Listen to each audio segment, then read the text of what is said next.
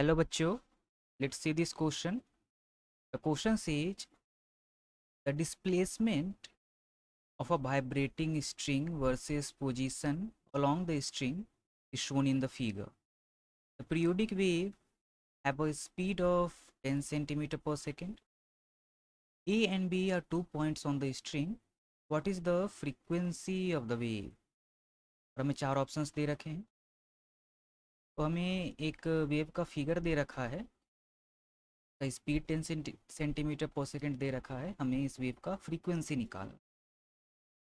तो इस क्वेश्चन में जो हमारा की कंसेप्ट यूज होगा वो हमारा होगा प्रॉपर्टीज ऑफ ट्रांसवर्स वेव या वेव ऑन स्ट्रिंग। ये हमारा पहला हो जाएगा और दूसरा हो जाएगा डेफिनेशन ऑफ फ्रीक्वेंसी। क्या होता है फ्रीक्वेंसी? फ्रीक्वेंसी होता है पर सेकेंड एक वेव कितनी साइकिल्स पूरी करती है, यही हमारा फ्रीक्वेंसी का डेफिनेशन होता है। और इसका फॉर्मूला क्या होता है? फॉर्मूला इसका हम स्पीड के फॉर्मूला से निकालते हैं। स्पीड का फॉर्मूला होता है वेव का v equal to frequency multiplied by wavelength. तो यहाँ से हम फ्रीक्वेंसी निकाल सकते हैं, स्पीड डिवाइडेड बाय वेवलेंथ। तो हमारे पास स्पीड क्वेश्चन में दे रखा है 10 सेंटीमीटर पर सेकेंड, हमें वेवलेंथ निकालना है। तो इस फिगर से हम वेवलेंथ निकाल सकते हैं। वेवलेंथ क्या होता है? Minimum distance after which the waves shape repeats itself. वो मिनिमम डिस्टेंस जिसके बाद वेव का शेप जो है खुद को रिपीट करने लगता है उसे हम वेवलेंथ कहते हैं, उस डिस्टेंस को हम वेवलेंथ कहते हैं। तो हम देख सकते हैं कि जीरो से शुरू होकर वेव एक पूरा साइकिल यहाँ तक पूरा करती है और इसके बाद वेव खुद को रिपीट करने लगती है।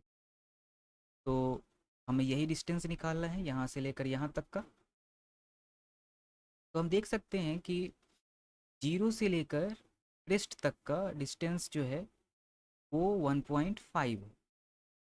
तो क्रेस्ट से फिर जब ये जीरो तक आएगी तो ये डिस्टेंस फिर से 1.5 हो जाएगा। तो ये जो डिस्टेंस है ये हमारा 3 हो गया। सिमिलरली यहाँ से लेकर फिर से ये जीरो को जब पहुँचेगी तो ये डिस्टेंस हमारा 3 हो जाएगा। और ये सारे वैल्यूज है सेंटीमीटर्स में, तो ये हो जाएगा हमारा वेवलेंथ 3 + 3 इक्वल टू 6 सेंटीमीटर। तो अब हमारे पास वे वेवलेंथ आ गया 6 सेंटीमीटर, स्पीड हमें दे रखा है 10 सेंटीमीटर पर सेकेंड। तो हमारा फ्रीक्वेंसी हो जाएगा speed divided by wavelength equal to 10 divided by 6 hertz.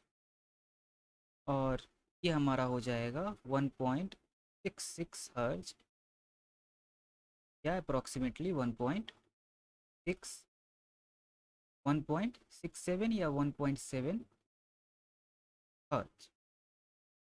देख लेते हैं कौन सा ऑप्शन हमारा मैच करता है। तो ऑप्शन नंबर बी हमारा मैच कर रहा है, तो ऑप्शन नंबर बी हमारा करेक्ट ऑप्शन होगा। Hope you understood it well. Best of luck.